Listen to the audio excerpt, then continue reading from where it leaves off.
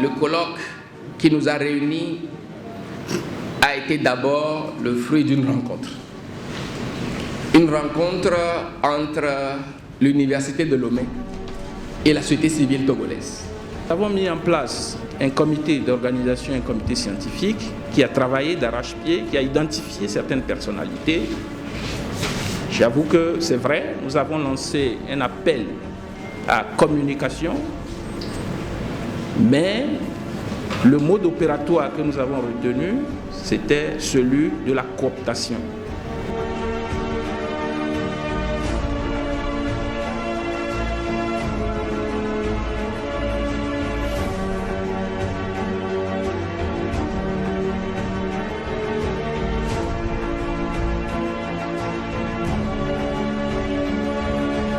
Plusieurs contributeurs le présentent comme un homme d'une grande indépendance d'esprit, d'une intelligence hors norme.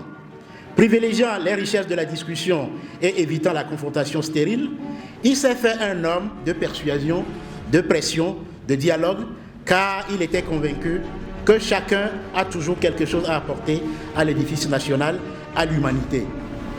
Et ce chef-d'œuvre inédit constitue la somme de contributions diverses, notamment des témoignages et des réflexions en lien avec le sujet défini.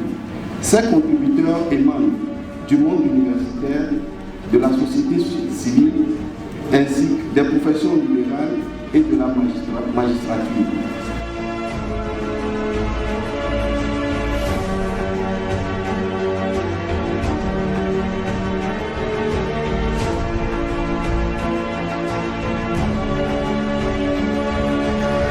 Agboibo, tout comme beaucoup d'autres, sert aujourd'hui de phare. Il faut qu'on essaie de relire leur vie, de revisiter leur parcours pour pouvoir poser l'exact de demain. La période présentée à travers ces actes permet de voir que c'est quelqu'un qui s'était investi dans la construction d'un État démocratique, du multipartisme. L'écriture de cet ouvrage-là, j'ai abordé le volet de ses actions, notamment sociales.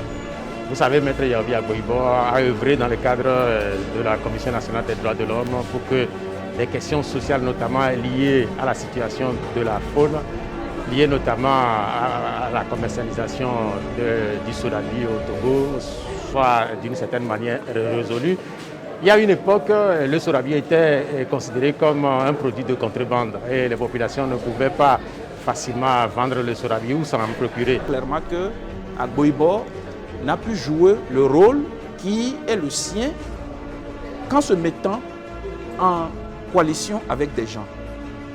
Si vous prenez par exemple son rôle qu'il a joué au sein de la CNDH, il est apparu clairement à travers les témoignages que Agboibo n'aurait pas pu faire ce qu'il a fait s'il n'a pas eu à bénéficier par exemple de l'accompagnement d'un certain Abdou Assouma, de l'accompagnement de d'autres personnalités qui à l'époque ont dû faciliter le rapport entre l'homme et le pouvoir en place pour qu'on ait ces résultats.